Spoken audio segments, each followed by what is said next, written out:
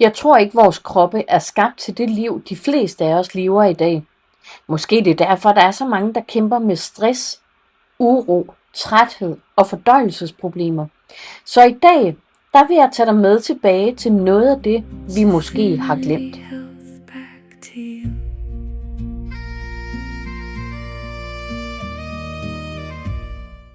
Så skal jeg også lige have lavet noget myggeolie, fordi vi har mange sådan små myg og fluer. Og så har jeg simpelthen fundet på en blanding af forskellige sådan nogle æteriske olier, som jeg synes lugter godt, men som myg og fluer ikke kan lide. Og hvis man sprøjter sig lidt med det på kroppen, så virker det faktisk rigtig godt. Jeg bruger sådan en fraktioneret kokosolie, hedder det. Så det er sådan en kokosolie, der ikke bliver stiv eller hård. Og så kommer det i en sprayflaske, og så, så bliver den bare rystet, og så bruger vi det, når vi sådan går rundt ude i haven, eller sidder udenfor, når der er myg og fluer.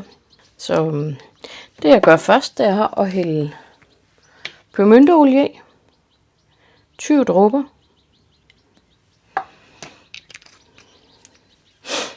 Kommer der citrongræs. Og jeg tager gerne samme antal dråber af det hele. Undtagen cedertræ. Den kommer jeg også i, men den bliver lidt kraftig, synes jeg. Der kommer lidt mindre i af den. Der tager jeg kun 10 dråber.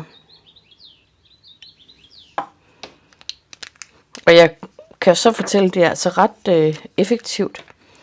Så er det citron eukalyptus, der kommer jeg også 20 dråber i.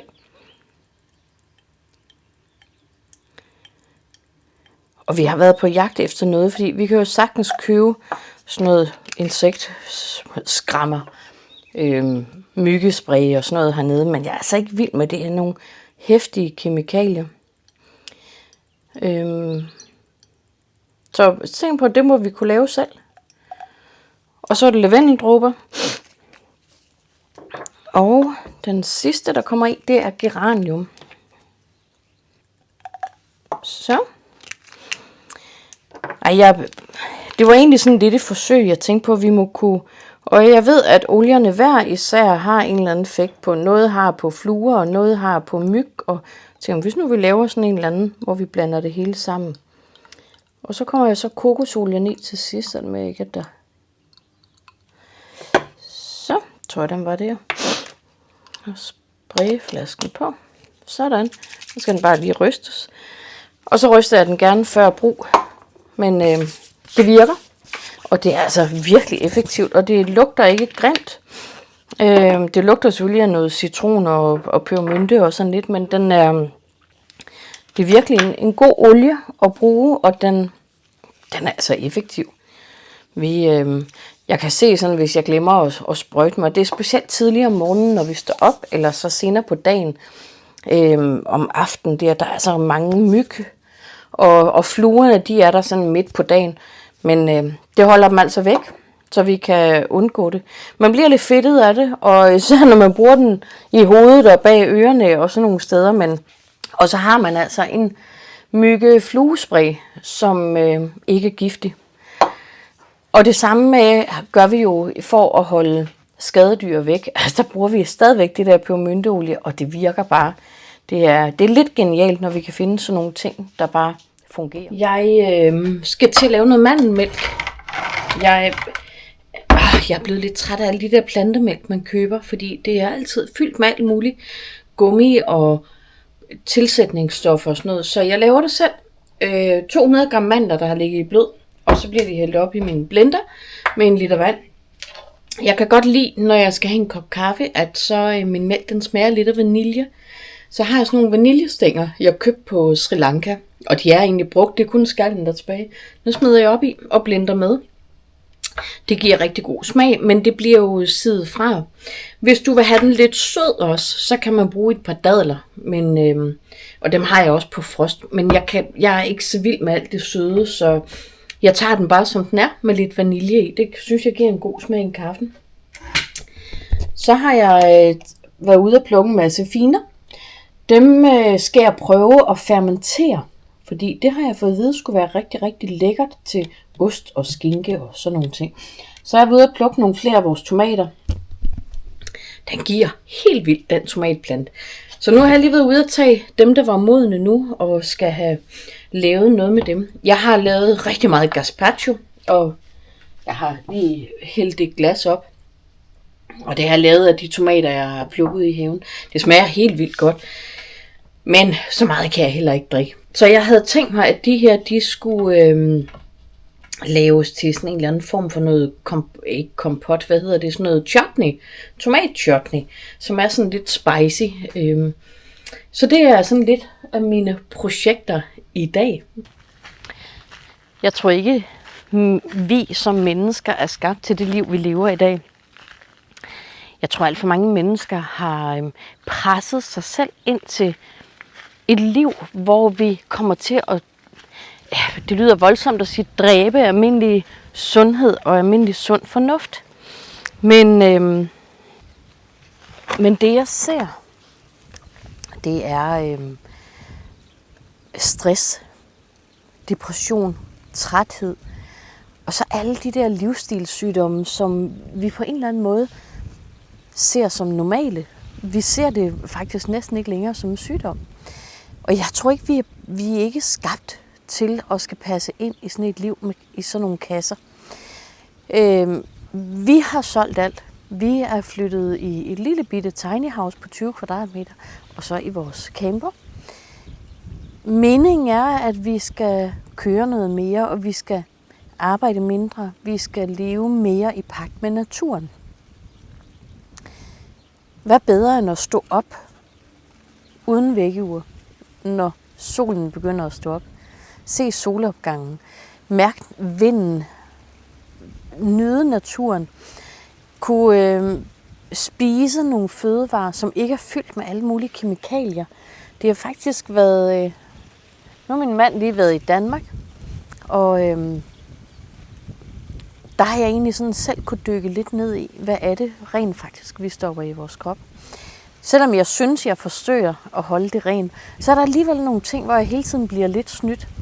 Så har jeg er ikke så glad for mælk, så jeg køber plantemælk. Men plantemælk er jo rent faktisk fyldt med alle verdens ting og sager. Så jeg tænker, nej, nu skal det være slut. Jeg vil ikke spise noget, der har en ingrediensliste som med fødevarer, eller med ingredienser på, som jeg ikke kender. Så jeg har lavet alt selv. Jeg har kun spist rene råvarer. Og på 14 dage kan jeg virkelig mærke en forskel i min krop. Da Michael kom hjem, så siger han også til mig, det ser ud som om, du har tabt dig. Nej, måske også. Jeg er ikke sådan en, der går på badevægten. Jeg vil hellere mærke forskellen i min krop, hvordan jeg har det, hvordan min tarm fungerer, hvordan min søvn er, hvordan min energi er. Og jeg kan mærke, at der sker noget, når vi spiser de rene og hele fødevarer. Så ja, hvad lever jeg så af? Hvad spiser jeg så? Jeg har faktisk fundet på at lave noget brød, der er lavet af æggehvide. Og det bliver ikke som en æggekage, det bliver næsten ligesom toastbrød. Mætter fantastisk godt. Så får vi kød og masser af fisk, og så får jeg grøntsager, og that's it. Og det er super nemt at lave mad, fordi du skal ikke tænke så meget over en masse besværlige ingredienser. Du skal dampe eller stege dit kød eller din fisk, og så skal du lave nogle salater eller nogle stegte grøntsager, eller hvad du nu har lyst til. Michael kom så hjem fra Danmark, og efter 17 dage deroppe, eller meget han var der, han er fuldstændig smadret og ødelagt. Hans diabetes, som han jo desværre har, er stukket helt af, og hans krop begynder virkelig at vise tegn, hvor man kan se, at det er en krop, der er belastet. Han føler sig faktisk også sådan lidt depressiv. Han føler sig tung og træt, og har det bare sådan generelt rigtig dårligt. Vi havde en lang snak i går om, jamen, hvad er det for et liv, vi gerne vil leve? Fordi et er, at vi tog tilløb til det, da vi flyttede til Spanien. Nu har vi købt mangofarmen, men han presser stadigvæk sig selv, og han stresser stadigvæk.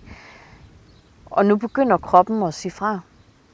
Så vi tager det helt seriøst nu. Vi er nødt til at gøre noget andet. Og han har accepteret at spise mad uden ingredienslister. Og Jeg er ret sikker på, at inden længe, så vil han kunne mærke en forskel i kroppen også. Nu er han lige kommet hjem, så det skal også lige have en chance for at virke hos ham. Og så har jeg fået ham til at tage til lægen. Så i morgen har han en tid hos lægen, og så må vi se, hvad han siger, og så tager vi den derfra.